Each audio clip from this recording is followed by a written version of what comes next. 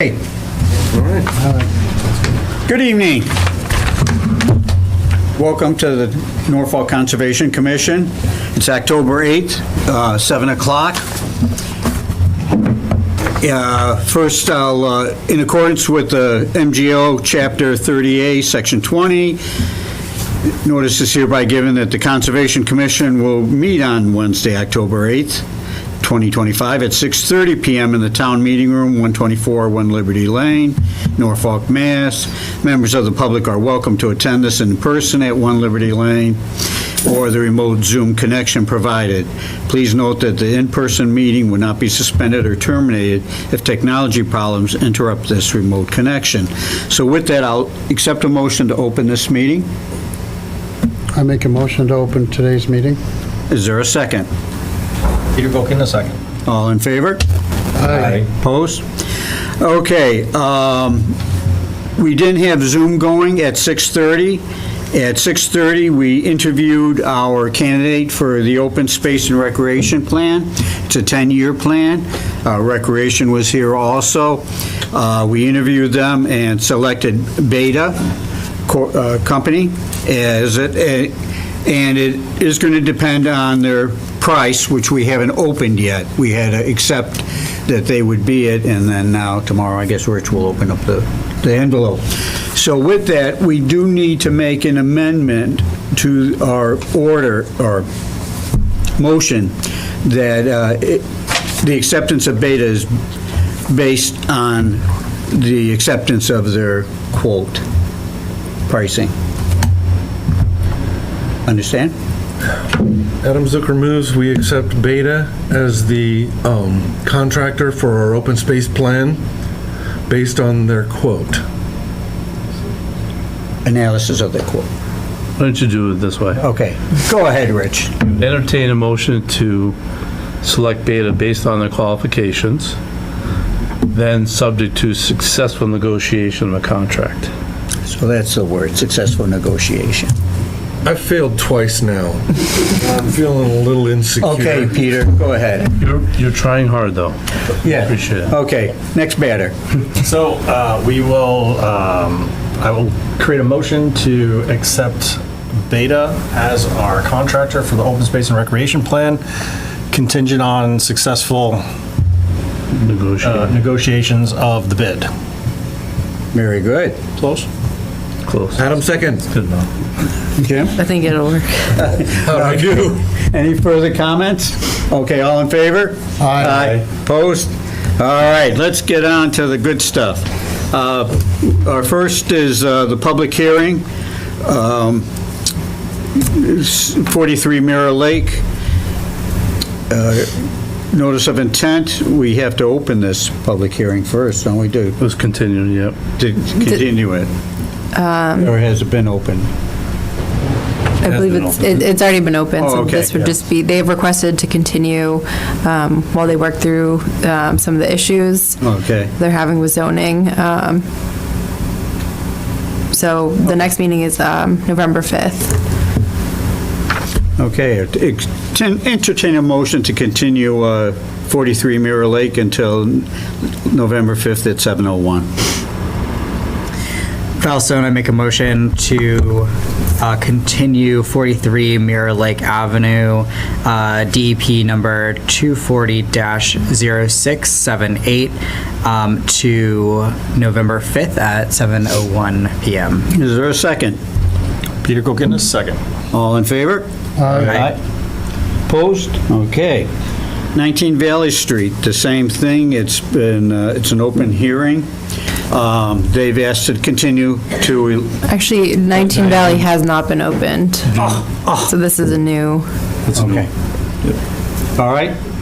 So I'll accept a motion to open a public hearing for 19 Valley Street, DEP 240-0681. Adam Zucker moves we open 19 Valley Street, DEP number 240-0681. Second? Peter Boken, a second. Comments? Questions? All in favor? Aye. Opposed? Okay. 1 Pine Street. Oh, we have to, Oh, Move it. move to close it. No, you're going to continue to the November meeting. I'm sorry. I'll just provide some context to people in the audience because they probably came for this. So, the Planning Board and the Conservation Commission hire a third party to review the stormwater management as a relation to the local wetland bylaws as well as the DEP stormwater and the DEP wetland regulations and stormwater management requirements. The applicant is requested to be able to review those and respond back to those comments. So they want to have an opportunity to respond back and then present them to the Conservation Commission and the Planning Board. So if you're here for this and you're planning on coming next Tuesday evening for the Planning Board related to this, the same thing will happen then. So you don't necessarily, you can certainly come if you want, but they requested a continuance from the Planning Board next week as well to be able to review the response to comments, and then they'll go through a full presentation. November, November for both. And then you can ask, the commission, the board can ask questions to the public, so. What date in November? The 5th? And it's 7:03. 7 o'clock. That'll be the second thing on the agenda. And then the planning board, I know I'm speaking for both, I guess, but there's November 10th. I don't have a time, so you can always call in or it'll be posted, but I know it's November 10th. Questions, comments? Good for now. Okay, good. Everybody's okay? Yeah. All right, good. All right. We'll move it along properly. Okay, 1 Pine Street. Oh, we didn't. Did we, yeah, I got a vote. we got a little sidetracked there. Okay. Jim makes a motion that we continue. Got to continue the meeting. Yeah. I make a motion that we move 19 Valley Street, notice of intent, DP 240-0681 to 11/5/25 at 7:03 PM. Is there a second? Valso, and I second. All in favor? Aye. Opposed? Okay. Now we go to 1 Pine Street.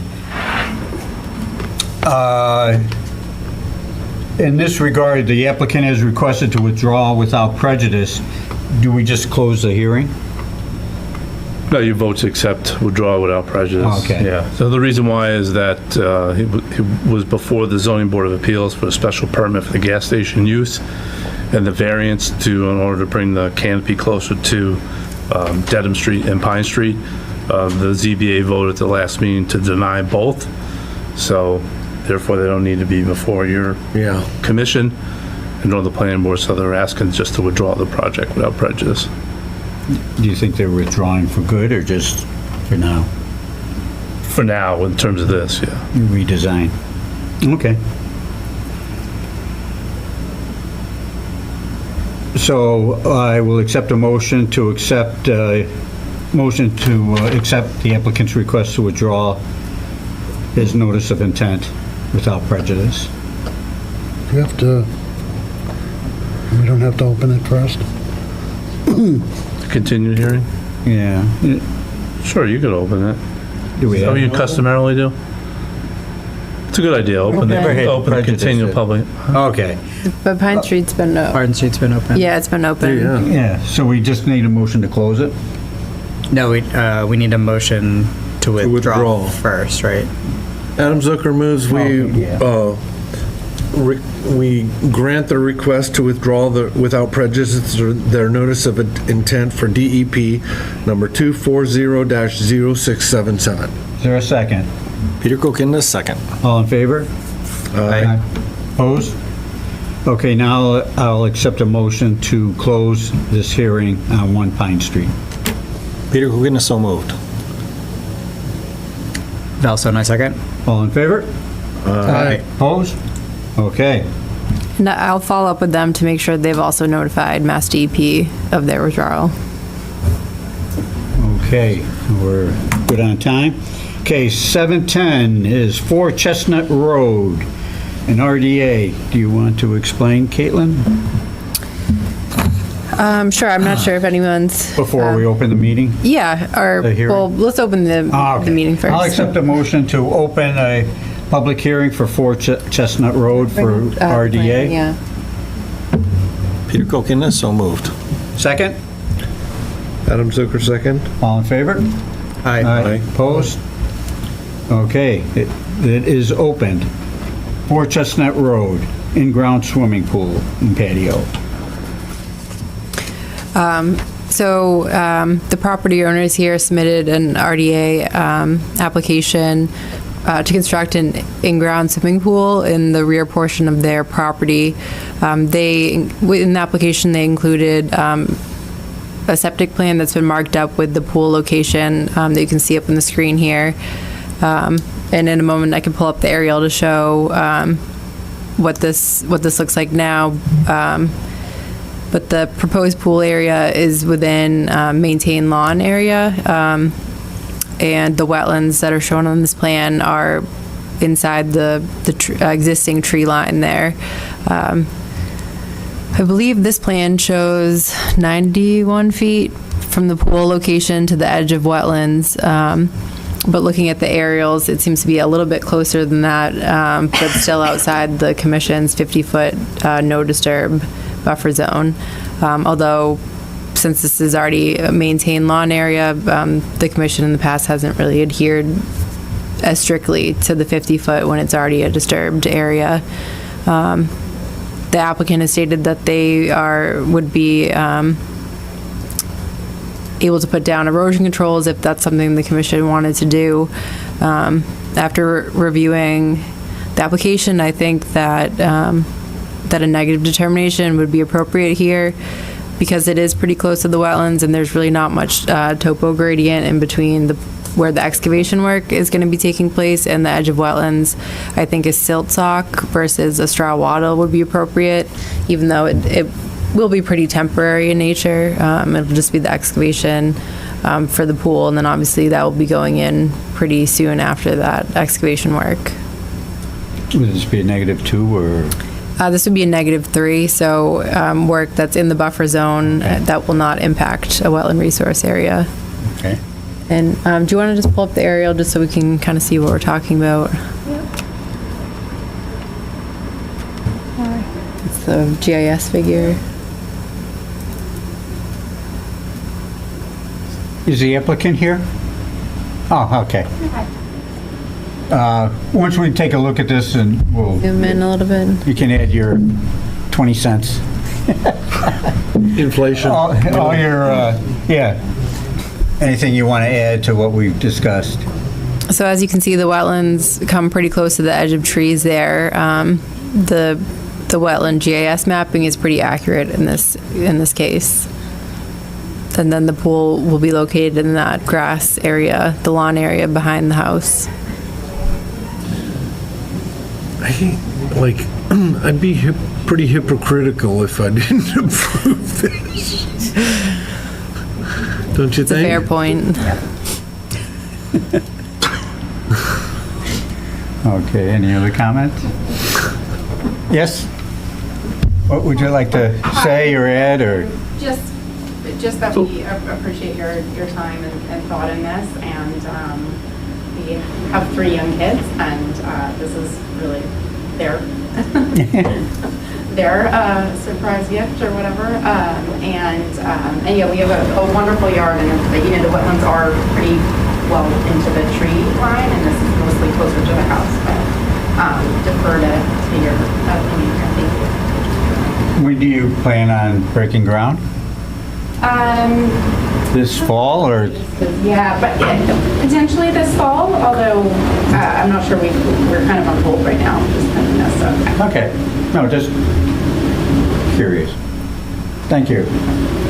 Anybody else? Questions, comments?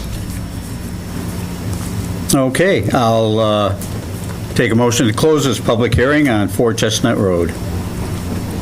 Peter Kokonis, so moved. A second? Also, and I second. All in favor? Aye. Opposed? Okay. And so then, as I was stating earlier, this would be the -3 determination. So the work is located in the 100-foot buffer zone, but will not impact the wetland resource areas. And then, as far as conditions on that, I think a silt sock As opposed to a wall. as a wattle would be more appropriate here. Silk sock, 6 inch or, 6 inch, yeah, I think would be sufficient. okay. Adam Zucker moves we issue a -3 determination for 4 Chestnut Road with the consideration of a 6-inch silt sock as opposed to a wattle For erosion controls. for erosion controls. Is there a second? Peter Kokind, second. Any further comments, questions? All in favor, say aye. Aye. Aye, opposed? Okay. Thank you.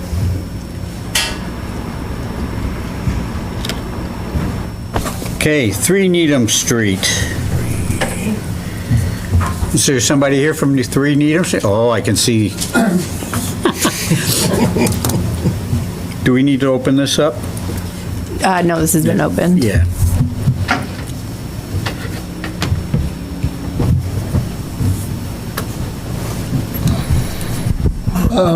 Mr. Chairman, for the record, my name is John Glossa, Glossa Engineering, 46 East Street in East Walpole, and I also have Donna Rossetti here, who is the owner of the property. And we did open the hearing, or you did open the hearing, and we had a discussion about the plan. I have a hard copy here, just so you can, if you want to see it, might be a little easier. So the board, do you have it, Elaine? The board essentially kind of asked, and we have no problem providing, 2 things. One was a concern with the location of the driveway. It's, 60 or 70 feet from the wetlands, but just because of the grading out there, the driveway has to pitch towards the wetlands. So a little concern about, runoff from a driveway heading towards the wetlands. So typically what we do is we put an infiltration trench along that side of the driveway. And you can see up here in the right corner, that's the detail of it. So it's 2 feet wide, it's 2 feet deep. What we usually show is the top 6 inches of that as a bigger stone, maybe river rock or something, depending on how much someone wants to spend. And then there's filter fabric under that. So what happens is once the trench fails, you don't have to dig the whole thing out. You just take the bigger stones off, take the filter fabric out, or just sweep it off if it's dry, and then put it back together. So it should last 10 years or more before it really needs to be cleaned. And then the other concern was, hey, John, we get these people, they move in, they don't know anything about wetlands, and the next thing they know, you guys drive by and there's a bulldozer next to the wetlands. So, and we do this in many other towns. In some towns, it's automatically required. Walpole and Westwood, it's automatically required. We're showing what we call no disturb plaques along the edge. So it's going to be a concrete bound, and not too expensive, about $40 you can buy those. We're showing 7 of them. So there's a bound, they're 3 feet high, so we usually tell people who put them 2 feet in the ground with about a foot showing, and then on top of that there's a plaque that is, we would like them to put in a dowel and then screw it into the top of the bound. And the plaque says, no dumping or alteration of lands beyond this point per order of the Conservation Commission. And it's pretty effective to notify the owners and any others that there's wetlands there, and if they want to do something within that area, they need to come to the Conservation Commission. So those were the 2 changes. And then I did meet Caitlin out at the site on Monday, and we looked at these wetland flags along here, and then we looked at there's another set of wetland flags sort of off the property to the rear, and we checked those, and I'll let Caitlin speak to that. I'm not a wetland delineator, but, so I can let Caitlin speak to that. Thank you, John. Yeah, so as John was saying, we met up there Monday to review the flagged boundary, and I had no issues with the flag locations. I found them all to be accurate. And then as far as the plan changes that were made, I think that those do a good job at protecting the wetlands during construction, and also in the future for any potential future homeowners, will protect that 50-foot no disturb. So with that, I don't have any other recommendations or comments on this. I think that these meet all the regulations and performance standards under the Wetlands Protection Act and our bylaw. Thank you.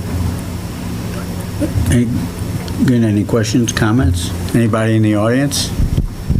Okay, I'll accept a motion to close this public hearing.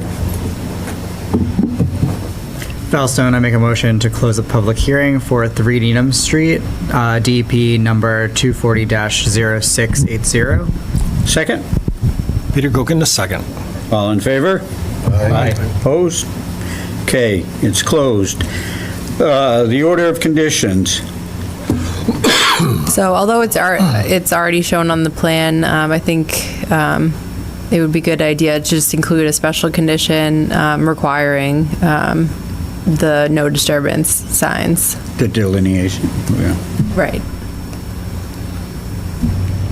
And how far apart will those be? 50 feet, 20 feet? Yeah, they're about 50 feet apart Okay. as they come along. I think the commission could just, say as shown on the plan of Okay. record. Go ahead, Peter. You're raring to go. So, make a motion to issue, yeah, that was the word I was missing. Issue an order of conditions for 3 Needham Street, DEP number 240-0680, with the order of conditions being On the plan. what's on the plan in regards to the boundaries, and that was it. Filtration on the driveway. And the filtration pit near the driveway. Second? Nobody Jim second? Wilson, second. All in favor? Aye. Opposed? Okay. Thank you, Mr. Go Chairman. forward. Good luck. To the board. You're welcome. Thank you. Yes. Thank you. Thanks. You're welcome, always.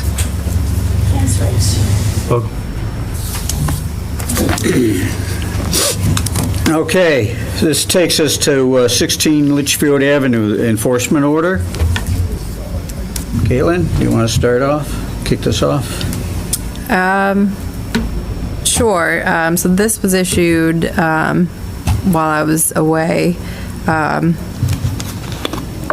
And after reviewing the information that was collected, it does seem like their, work took place within bordering land subject to flooding, and also the bank of Populatic Pond seems to have been altered with the riprap rocks that were placed there.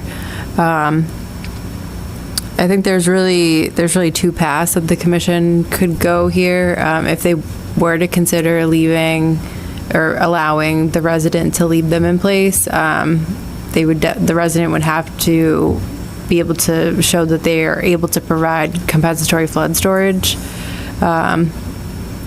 for any fill that was placed there, as well as maybe provide some sort of mitigation for any plants that were taken down. Considering the lot's pretty small, I think that might be hard to overcome, but not impossible.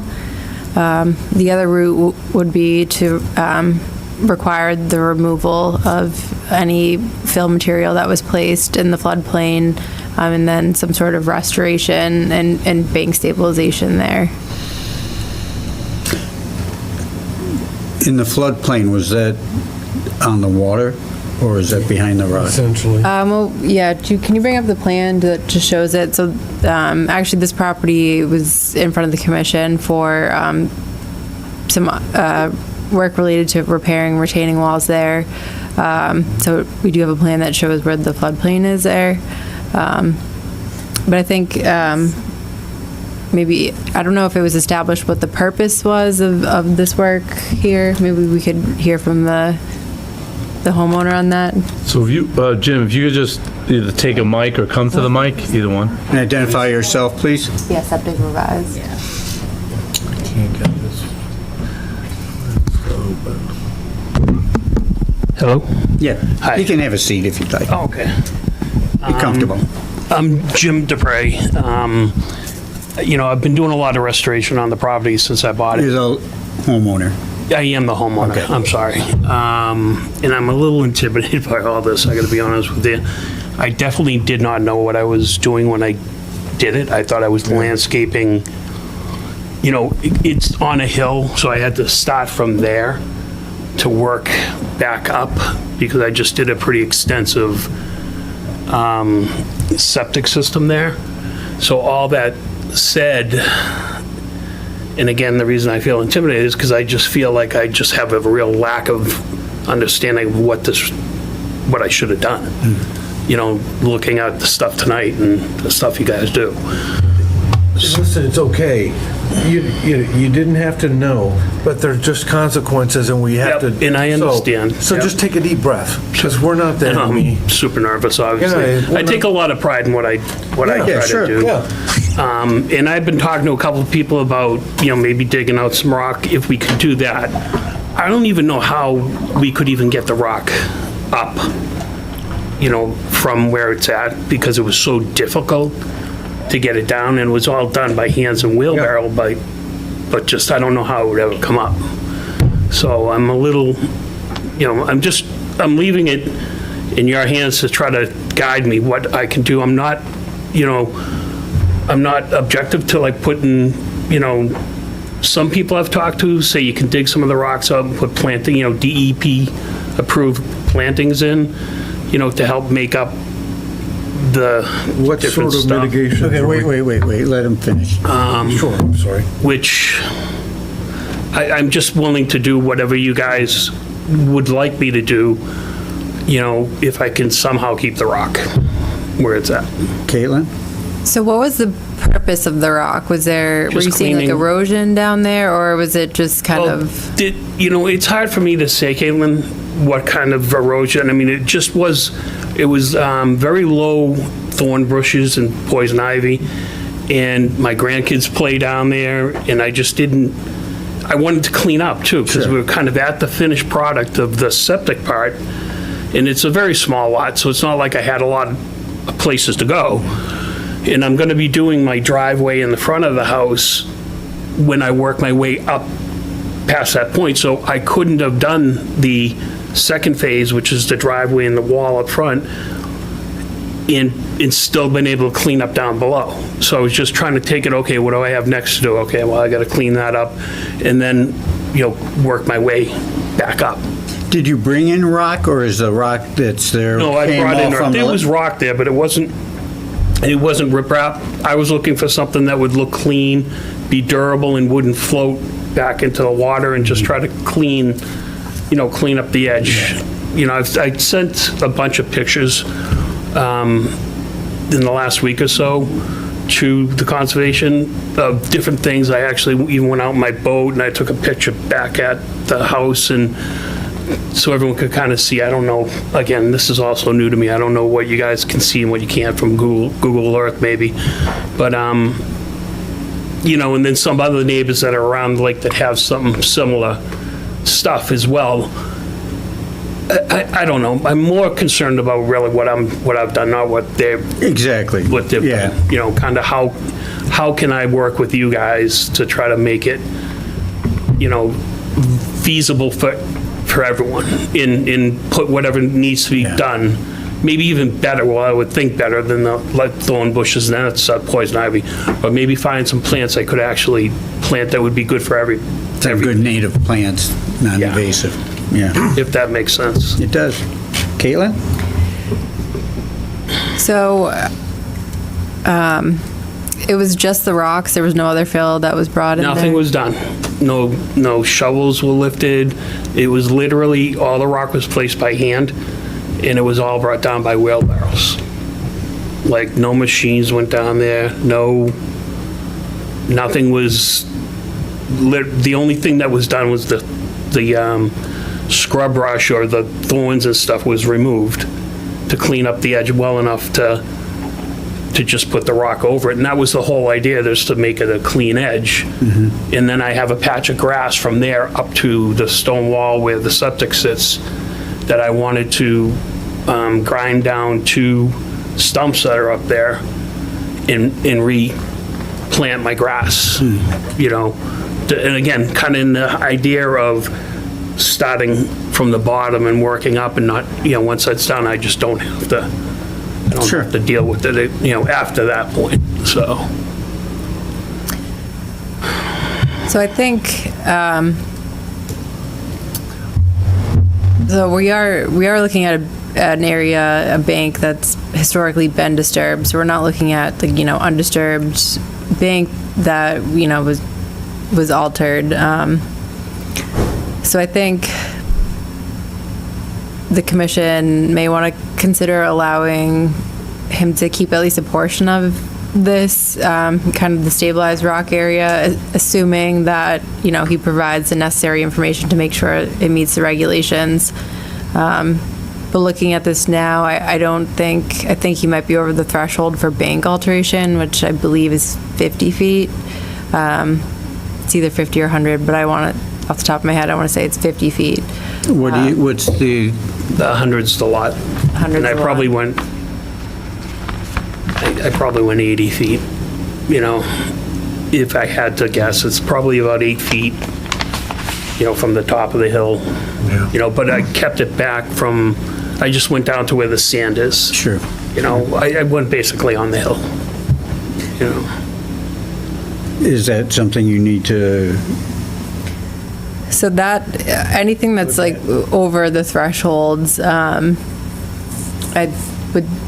something that I think could be handled under the enforcement order, so like removal of the rocks, and, you know, stabilization, restoration of that portion of the bank. Sounds like this vegetation that was there would be easily replaced. It was just shrubs and low-lying vegetation. Doesn't appear any trees were removed down there. And then if the commission, you know, is considering allowing some alteration, I would recommend doing that under an after-the-fact notice of intent, which is typically what the commission has required of applicants in this situation. So a portion could be handled just directly under the enforcement order. What you're suggesting we ask for some removal? Yes, so anything that would be over the threshold, anything that's over Once you the threshold define- of the okay. amount of alteration, that would require a variance from the Wetlands Protection Act, which is extremely hard to obtain, and pretty much unlikely in this situation. So you have to do that research. I would, yeah. I But haven't we had a can make the chance to motion look- and put things in place based on then what you find out. Yeah, so as far as what to do right Distantly. now, I think if the commission is, you know, willing to work with the applicant, I think it would make sense to continue this to the next meeting. Okay. I can go out on the site, get a look at it myself, and then do some more research as to, you know, what needs to be handled under the enforcement order, and then what would need to be permitted under an after-the-fact notice of intent. Okay. Sounds fair. Yeah, whatever you guys suggest. So is there, to the left and right of you, is that pretty much brush and trees that goes to the water? Yeah, there's such small lots that I would say, you know, it's like sand that goes around where the water meets, maybe 2 feet or so.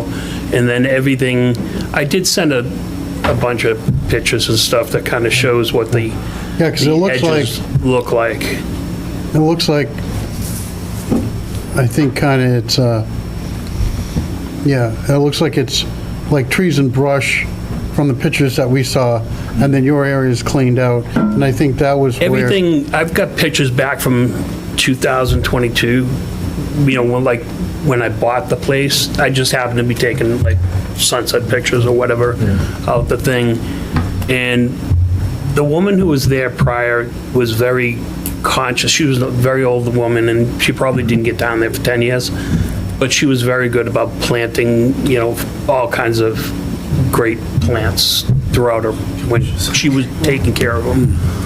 So I think she kept everything to a pretty small, there weren't a lot of trees down there. The only two trees that were there initially, one knocked over the other one, and that's the two stumps that I was wanting to grind out. Outside of that, there were no physical trees along. It was all small thorn bushes, that type of thing. I'll stop you there for a minute. The tree stumps are probably within the jurisdiction, right? Yeah. So you can't just get rid of them. Yeah, and that's fine. I mean, No, I mean, I didn't, what I didn't address that. understand, I We'll was address that at the next Yeah. meeting of what the best way to mitigate the whole handle thing that. is. Okay. Yeah, I think in this situation, the commission would look for, with the area that's there, look for mitigation opportunities, like the stump, depending on the location, and, maybe it provides wildlife habitat in some way, and, we'd want to keep it there, or there might be a better way to mitigate When we for come out and meet, you can alteration. probably guide me. Yeah, I'm happy She'll have a better to understanding and provide that. recommendations for it. That one was erosion, I'm guessing, that one stump. Sure. That fell on the other tree, because around it, I had to do rock around that part, but only halfway around it. Yeah. And then, you'll see it when, I just think, just so you know, the after-the-fact notice of intent, will require some engineering plans, okay. as far as like the floodplain there, kind of similar to this last filing, Yeah. just to make sure any fill that's placed there is compensated somewhere else on the site. Okay. So, and I could probably just, the same company who did the plans, Rick should be able to handle Yeah, that. yes. Okay. So the enforcement order stays in place? So yes, it should No change. stay in place, and I think it would make sense for it to stay in place while some of the restoration work is done, and then any work that's going to be permanent going forward, that would be under the after the fact notice of intent. So continue to work with Caitlin Yeah, before you do anything. totally. But then just the cease and desist, that obviously that will stay in place. Yeah, and I'm not in any, I told Rich that when we kind of missed emails, but I told him when he had to come down, that I'm not in any rush. I mean, I didn't, again, know I was this far into a whole thing, but, I'm glad to work with you guys and figure out whatever we can do to make it where you need to get it. Well, you're not the first person that's in this situation, so I don't feel we handle it, comfortable with but though. yeah, yeah, we'll work with you, but there are certain wetland regulations that we have to abide by, and Okay. And like Caitlin said, some of that's out of our hands too. yeah, It's like we can. there's state and Yeah. federal, and Sure. then local. Okay, then All right, well, thank you. thank you. We'll look forward to probably seeing you in November then. Okay. Thank you very much. We'll let you know. Okay. Take care. Thank you. Okay. That brings us to 28 Long Meadow Road. Yeah, actually, What? if you'd entertain just moving around the agenda a bit, because we do have the resident from 6 Berry Lane here, Okay, moving that up ahead and then going back to sure. the All right, let's go to 6 Berry Lane.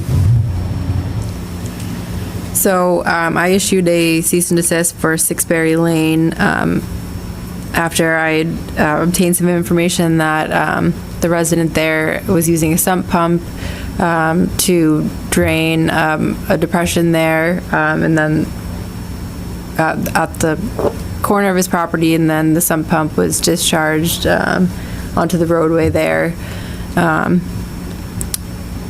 There are some jurisdictional wetlands on the north side of Berry Lane. If you could open up to the plan so we have some references here. Who is the owner?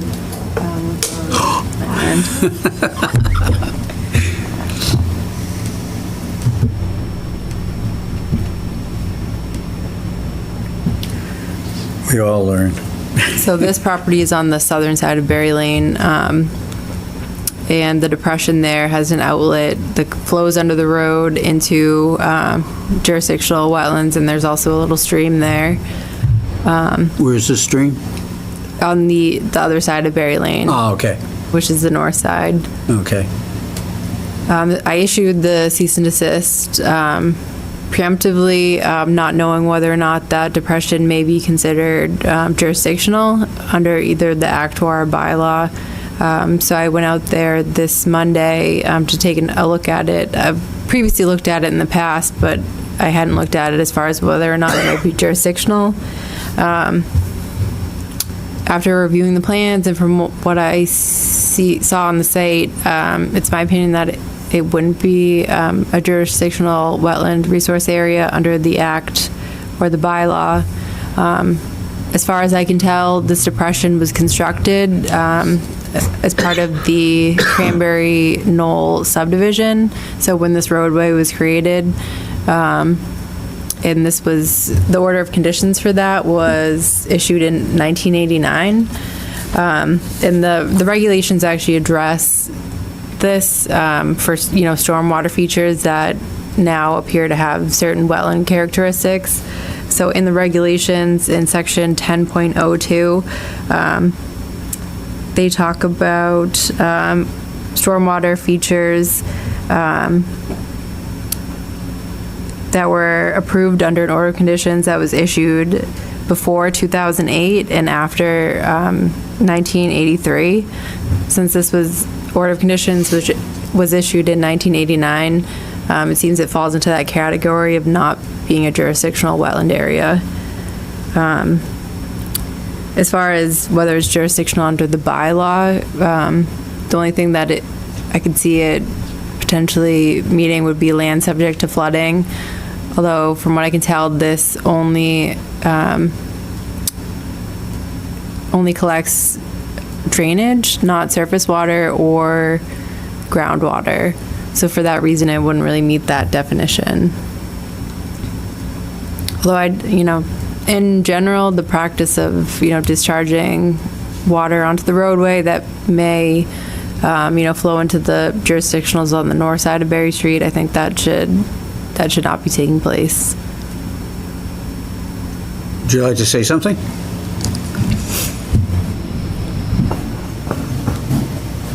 Hello. Hi. Gary Sullivan, 6 Berry Lane. Yeah, so the detention pond there gets clogged up every once in a while, and you'd figure with the amount of times I spend under our bylaws, I would know that discharging out to street is not allowed, but that was my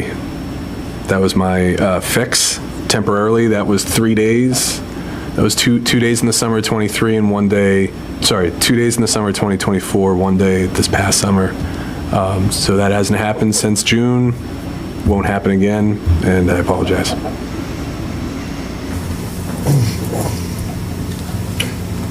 Sounds good to me. I thought you were going to write them up. I mean, can't do anything, No, and, he understands what you can do and can't do, and he's abiding by that, so. Caitlin, you good with that? Yeah, since it's, not a jurisdictional area, work can be conducted there to, maintain that portion of the stormwater system, but obviously, the water being discharged into the roadway where it might then enter the wetlands on the other side of the street, that's, an activity that, shouldn't be allowed. Right. Just for clarification, so and this hasn't happened in a couple of years, but I do occasionally hire somebody to clean out that detention area. So I just want to make sure that's okay to continue doing. It's not like heavy equipment down there. It's Just mowing? one time a mini excavator, there's a lot of silt that collects there, Oh, so we need okay. to clean it out. As long as they know they can't discharge water either. Right. And then the cleanup on the north side, so that's between, who's that between? Sevenberry and Fiveberry. That has accumulated quite a bit of silt and junk. So the only reason that's problematic for me is because it's built kind of a little wall where the water just it really doesn't drain fluidly from the detention area. And that's on your property? So the No, detention that's area is on next my door. property. We're talking the north side, Yeah. what Caitlin's talking about. That's a stream that eventually makes its way down to Okay. wetlands. I've been historically raking that. If I'm not supposed to, I can stop. But I guess my follow-up question would be long-term, like how do we make sure that this thing doesn't dam up and create a bigger issue for my property? As far as long-term, I think we would need to get Fiveberry and Sevenberry involved in this since it is on their, I can't remember exactly. Can't remember exactly the either. property line there, I think. Actually, Rich has it up here. The stream actually, I think, flows through both of them, so, we need to get them involved. If it's becoming an issue,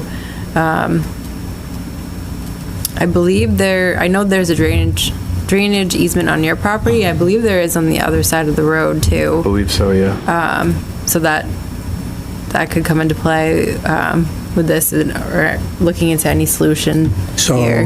you would contact those residents, owners, and Yes. discuss individually with them, or I don't know if you can get all three of them together at the same time. Probably doesn't matter.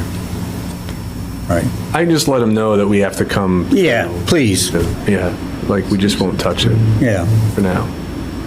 But Kayla can, before the next meeting, talk with them, right? Yeah, I mean, if you want to get in touch with me, we can kind of come up with some ideas on how to address this and see what might need to be filed and what parties are, involved Okay, in this. thank you. So, in the middle of the plan, it says leaching pit, but I don't see anything around it that says how to maintain it. So this is a kind of an interesting stormwater system that was designed here. So there's actually a catch basin out in the woods in the They back of also the said- property. Provide a catch basin at the eastern, northern part, they're almost in the middle.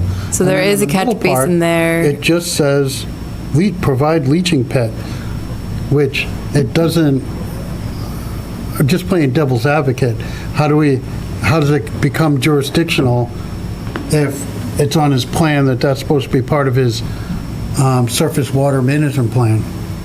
So the way that the regulations work is, drainage is not jurisdictional Right, well, until it Yeah.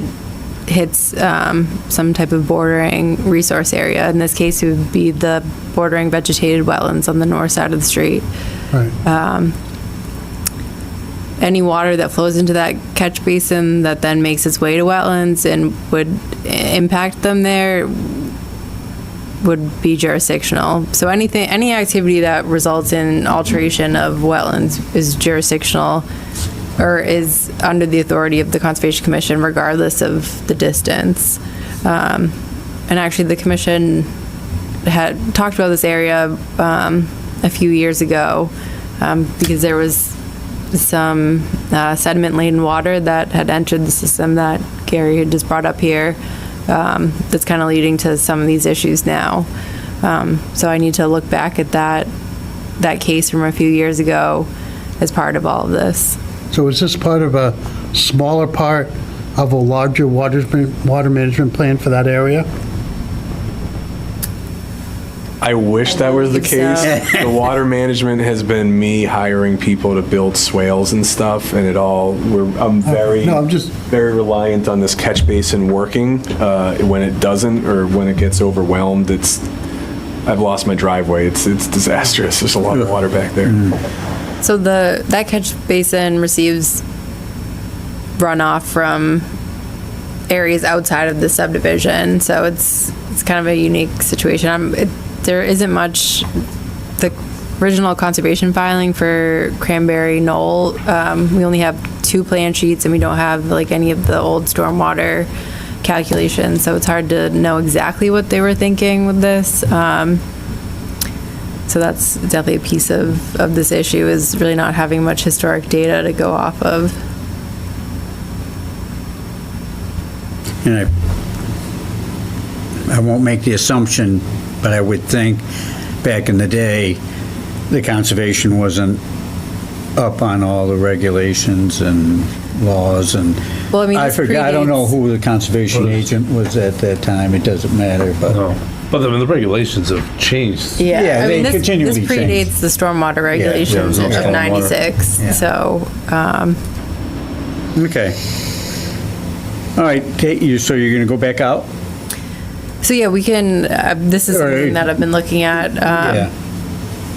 Okay. As far as 6 Berry Lane, I think it's safe to say that, it's not jurisdictional. Maintenance activities are allowed within that depression. Okay, so we leave the cease and desist in place for the moment? No, that We can can be remove, rescind that. we can trust Gary. Okay. All right, I'll take a motion to remove the cease and desist against 6 Berry Lane. I'll make a motion to remove the cease and desist order for 6 Berry Lane. Is there a second? Peter Kochen, the second. Any comments, questions from anybody? All in favor? Aye. Opposed? Okay, thank you, Gary. and I'm sorry for being a numbskull. That's all right. And if you ever have any questions in the future of whether something's allowable or not, definitely just reach out to us. I will. Thank you. Thank you. Okay, 14 Old Populatic Road, cease and desist. Didn't we Oh. skip a couple? We Yeah, you did, go back yeah. to 28 Long Meadow. Ah, okay. Yeah, and Lake Yeah. Shore too, so. 28 Long Meadow. If I can go out of order. So I don't have Sorry. a ton to talk about this here tonight, but I just wanted to touch base with the commission on this since it's been a few months since we've talked about this. So I did go over the results of the sampling, and it seems that lead in the water sample that was taken would exceed reportable quantities. I believe since this is in a Zone 2 aquifer, the strictest standard, so groundwater 1, S1, would need to be met here. And, doing some research, it seemed that might exceed it. And then in addition to that, a lot of other heavy metals and some VOCs, volatile organic compounds, were detected. So I did reach out to Mass DEP Waste Site Cleanup just to get some guidance on that. The commission definitely doesn't want to, require removing any fill that might need to be disposed of in a certain manner. So that is something I've done, and I'm trying to coordinate with Mass DEP on. So I thought in the testing, I thought we were told that there's no lead or heavy metals found. Yeah. So they did, More thorough testing? Did they test again, or? and that's another issue that I hope to get some guidance on with Mass DEP is, 2 soil samples, 1 water sample is not really representative of the fill volume. I mean, 500. Is that all that was taken? Yeah, there was only two soil samples, and 1 water sample. So- And the results were in those samples that there were heavy metals and lead found. Yes. And we were told at one of the last meetings that we discussed it, that there were no heavy metals or lead, is what I. So looking at the. No contamination. No Yeah. contamination. Based on what I read in the results, they found certain low levels of heavy metals. And it gets back to their engineer trying to hoodwink us. I don't Because know he if that's said, necessarily the case. I mean, Well, you know, he should have known the samples numbers. weren't taken by an LSP, which is another issue. You know, I don't really believe Goddard Consulting is, you know, necessarily qualified here unless, I don't know if they have an LSP on staff that Okay. looked at this. But, you know, this is definitely something that I think we need to look into more.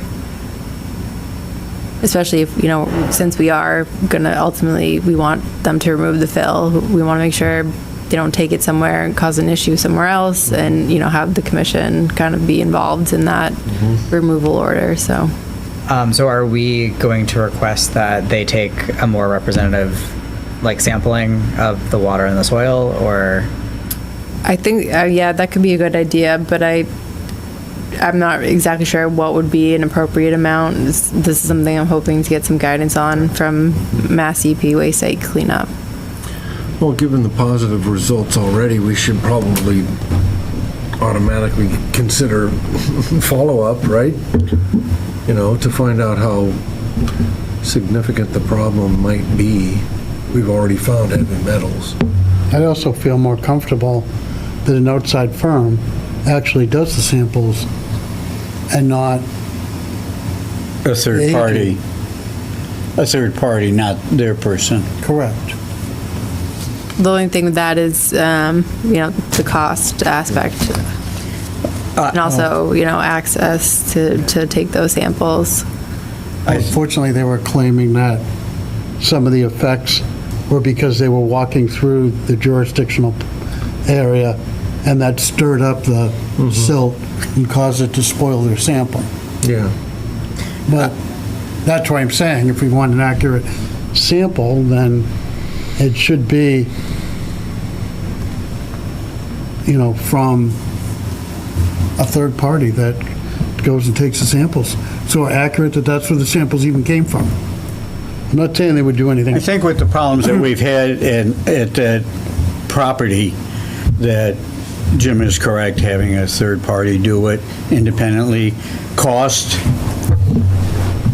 doesn't affect us, it affects them, and they've done wrong, and that's part of their penalty, is they've got to pay now to inform us what is there, and then we can make our decisions what to do. Is that fair enough? So they would be paying for a third party to do it? Yes. I mean, so that, you know, we'd have to get them to agree to that.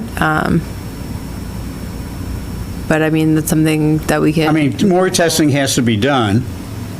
The town should not be paying for it, and we want an independent party to do it, not Goddard or their own firm. Let's coordinate with you to figure out who's the best, or a couple company options to do that testing.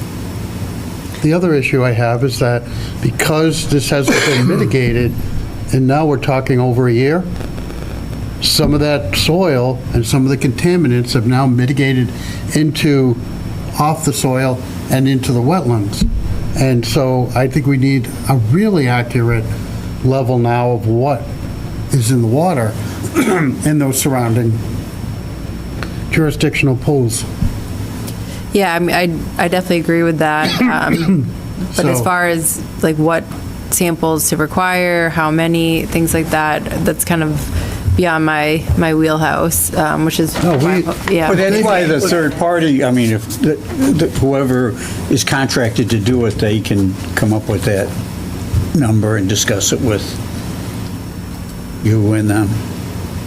Okay, I think what we're saying is have a third party engaged to do it, and then they will decide with your and Mass DEP's guidance how many. But I Okay. think it's the reasonable choice Yeah. to require Yeah. a third party. I mean, I don't know that the soil samples have to be done, but the water samples are more imperative at this point. It's going to tell us exactly which leaves off the soil. And, you know, within a year of it being out there, I'm sure most of the stuff that's going to leach out is probably leached out in that pool by now. Wasn't it dry last month? Yeah. It So, could be residue, though. It was dry, that's why they weren't able to take the water samples. Yeah, Yeah. But at least we get soil samples. yeah. Yeah, we could do soil samples as well, but And it the rained issue is today. how much is now in the pool, which is going to tell us a lot more of what was in the soil. But if this had been mitigated a year ago, when we asked, then we wouldn't have this issue. Because there wouldn't be any soil contaminated that would be leaching into the, but part of the problem is underneath there was the brick, cement, and all that other stuff that over the years, depending on the age of the brick, we have lead paint and all those other different chemicals that were in the yards in South Boston that, where this might have come from. We're talking years of storage in that area of oil, coal, old-style pressure-treated timbers that they use to divide materials and on these sites to divide out coal and all of that. So, you know, we don't really know what's in there. Okay, so I'll reach out to the owner and It's just taking so to long to Goddard get and the to water let them know samples. that, I don't the feel commission wants to confident. see more sampling from a company that has experience with this, that has an LSP that can come up with a sampling plan that is representative of this fill volume and the types of analytes that we're seeing were tested positive or that, All I'm asking, That's you have a third, if he has to do the water samples again, there's the fixed price of the lab processing sample. All we're asking is, instead of him paying his guy to go out there to do it, that's his agent, we pay a third party to go out and collect the water and bring him to the lab. That's all we're asking. Yeah, I don't think we necessarily need to choose who he uses as long as it's, there's an LSP on staff. A licensed site professional are held to really high standards. I think, any LSP that's hired would be able to, accurately sample this and give us a more representative result. No, it's not Okay. a huge area. It's not going to take him that long to sample it. So we just need accurate, the proper way to do the water samples. And the quantity. That's all. Yep. Okay, so we just continue that. You talk with them? Yes. Okay.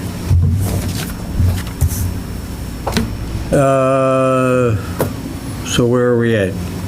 Next up is 40 Lakeshore Drive, request for a certificate of compliance. Yeah. Okay. Anything behind it? Septic or what? This was the septic repair replacement at 40 Lakeshore Drive. I went to the site on Monday and I found that the work was completed in accordance with the plan. The site was stable and the grass had grown in about 100%. So Oh, okay. I included some pictures in there if you want to. Give us a bring up the picture. pictures of Yeah. the area. It looked good out there. Good.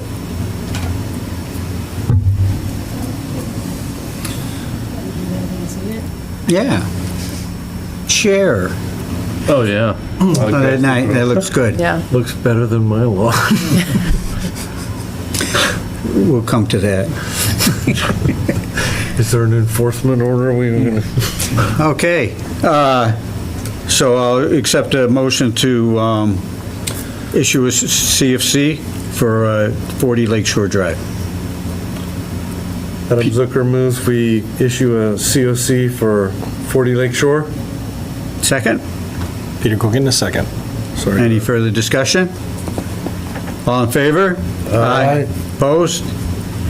Okay, 14 Old Populatic. So this, I issued a cease and desist after I was made aware that some work was occurring on this property. This is actually located pretty close to 16 Litchfield Avenue, along the same shore of Populatic Pond. And Similarly, they have been placing some fill there in the bordering land subject to flooding, based on the pictures that I saw. I haven't had a chance to go out to the site yet or speak with the homeowner there. Okay. So we'll just keep it in place until the next meeting when you can follow up and. I do want to talk with say them. it does look like there isn't, wasn't any removal of vegetation or bank alteration here. I think this is strictly just fill in the floodplain.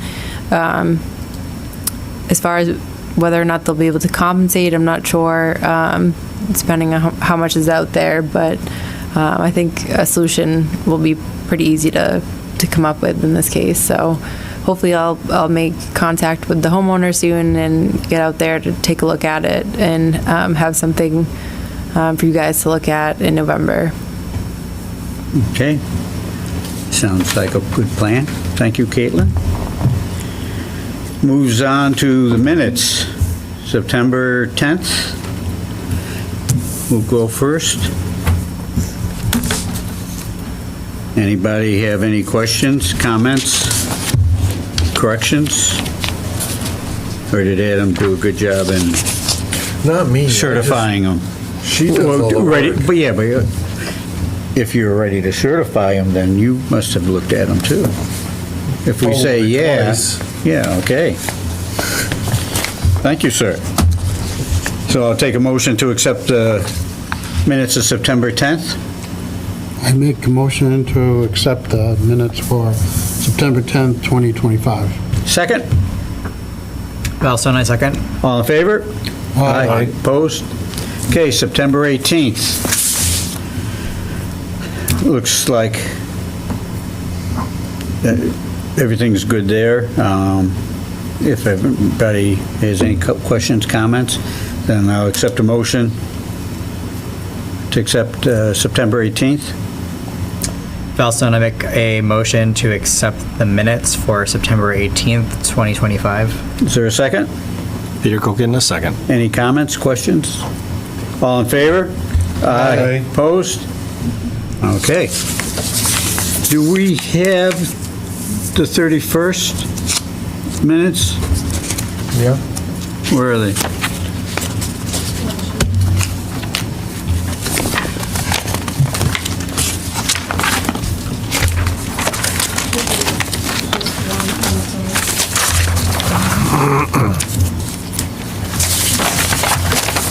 I got it. Okay. This was the interview process.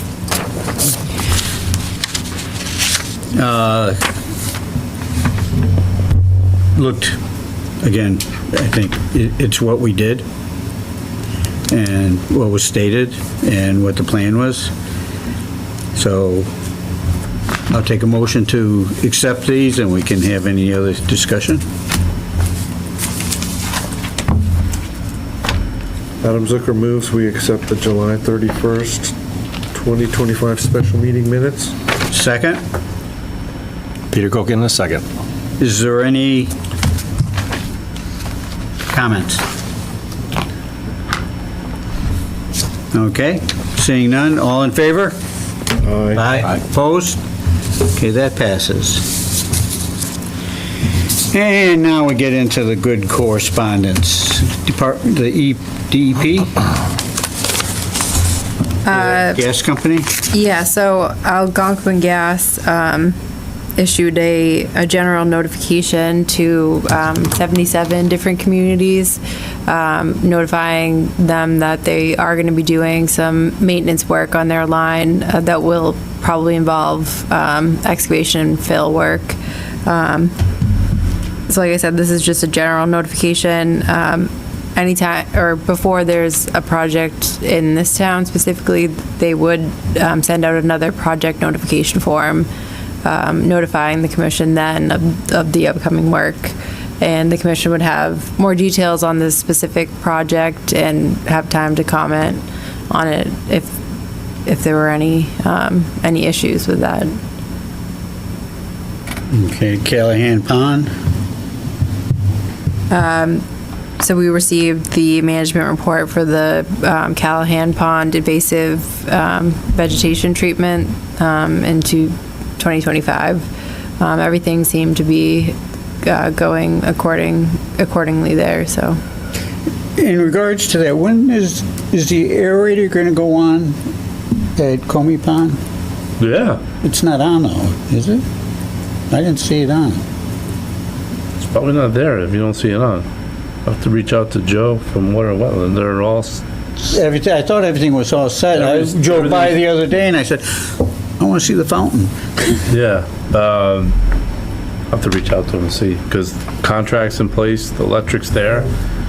Just Good to go? It's good to go. I mean, it will be hardwired, but I mean, Yeah. it just needs a, up, good. You can go check the electric out there. You just put your tongue on the, Well, we were going to have the youngest junior member of the board do it, which I think is you. no. No, that joined the board.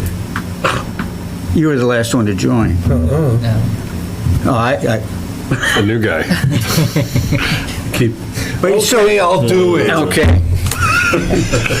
All right. yeah, And I'll Okay. follow up with them. and see. Okay. Why do we want to change the meeting date?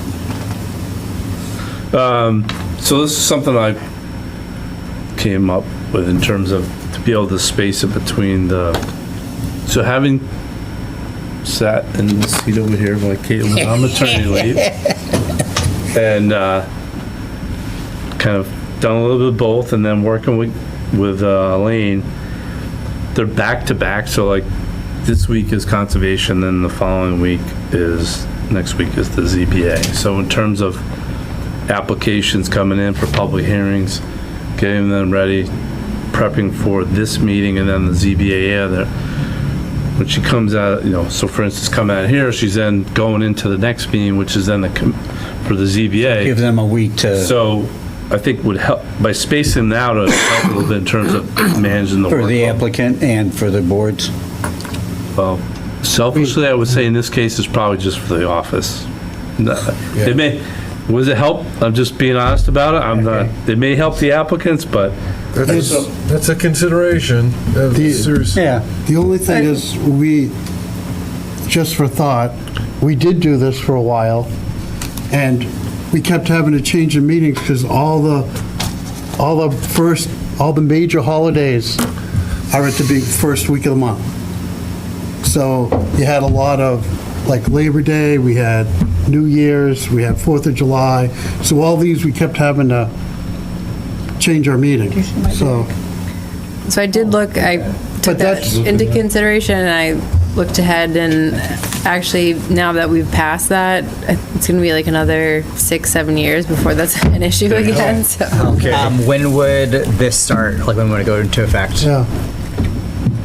Yeah, because we did it for a while, then we ended up, no, we changed so many meetings, we just it was hard because Yeah. it was, one thing for food for thought, if I know I work in Norfolk, I know I have to have the conservation meeting on the second Wednesday of the month. If we change it to the first and second consistently, because we tried it on the first, but there's a holiday, then we gotta move it, then that was part of our, No, I understand. So- I just, like I said, it was a little more evaluation of the workload and trying to keep consistent, just efficiency in terms of what we get. Yeah. And we're not, you have picked up, I don't know how the ZBA would be, so there is definitely, because I just real time going through this process, I could see how back to back is really challenging, like I said, because you're coming off of this. Administrative challenge, yeah. To Caitlin's point, I didn't look at the calendar, but if we're past that cycle, it's quite a ways away, and where that may hit again. I would say we wouldn't do it until like December, because you already have Also, November is the first week, because we had to change it. Yeah. So would we be able to change December, or would we do it like January would be when we should start changing it? You could start for the new year. I don't think that would be bad. Okay. Okay. Yeah. So that was the Yeah, I think we moved it, we moved it for a member, and then after a while, we realized we kept voting to move to the second week because of all the holidays, and people were on vacation, and it was, it's just how the holidays worked. The second Yeah. week seemed to be better for us, but again, I feel bad for an applicant that we only meet once a month, so, that's the hard part. If we say something goes to planning or ZBA and it's got to come back, it's hard if they miss that month. Understood, yeah. So, But I think, let's evaluate it. I mean, I think overall, I think there's a lot more to gain by doing this than sticking with it, I guess I would say. We can manage the permitting in terms of internally. I mean, I think we're doing a pretty good job, particularly now, like, said the reviews are, Beta's doing some of the review for, if it's stormwater for you. yeah. We could, dare I say, change it back, but I think we're gonna work hard to make it work. How's that? What? If you change it to, change it to the first Wednesday of the month. What if we were to bring on another commissioner as well, so it would be easier to get a quorum? Because if people have to... We do have one, but he's not here. Yeah, but he can Oh, we're come still back, missing, we we're can still missing one. You're still down one. We're still down Right. one. Well, I'm just thinking, that way, if people can't come, Yeah. it's like, I have no problem going back and watching the video, and I'll make that a testament, a testation or whatever. Maybe that's a penalty for Gary. He's got to be on the commission. On enough boards. We don't care. I mean, you haven't really had That many. quorum issues, No. though, right? Yeah. No. But if it's gonna be an issue, I mean, with some people, it may be a way, the more the merrier.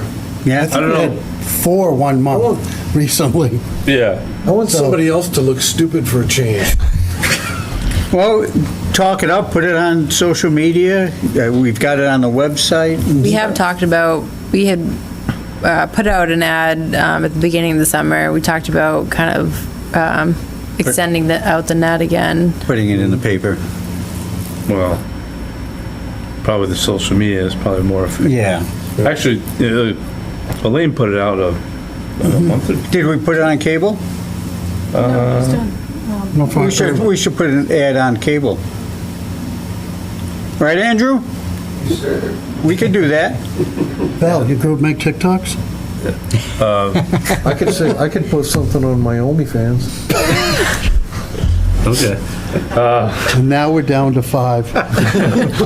Well, we'll definitely blast it back out in terms Okay. of put it out on social media. I think it's going to be important. I totally agree. Like I said, it's, when I look at, so your notice provisions are a little bit, not as much as the ZBA, because there's 14 days. I just remember going, obviously, I don't know. I was working in both chairs there for a bit, and I could see how it was kind of challenging. Yeah. Yeah. And Okay. so, I think we should consider it. consider for January? Yeah, and let's talk about it next month, okay? Yeah. And vote on it. Absolutely. I'll accept that as, Nope. We don't need to. We have 58 Cleveland. no, I don't want to do that. 58 Cleveland, Okay. yeah. That just came Get a up. chance if you could bring up. That was the plan we have today. here. So, this is, I put together a emergency certification, for 58 Cleveland Street. I went to the site yesterday, to look at a broken water connection, at a resident's house.